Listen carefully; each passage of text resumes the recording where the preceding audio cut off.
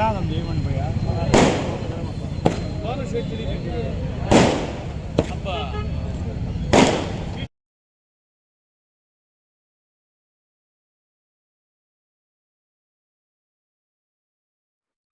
Pileru MLA Nallari Kishore Kumar Reddy జన్మదిన వేడుకలను ఆయన అభిమానులు చిత్తూరు జిల్లా పొంగనూరు పట్టణంలో మున్సిపల్ బస్టాండ్ వద్ద శనివారం ఏర్పాటు చేసిన కేక్ ని కట్ చేసి తెలుగుదేశం పార్టీ నాయకులు, కార్యకర్తలు, బీజేపీ నాయకులు ఘనంగా జరుపుకున్నారు.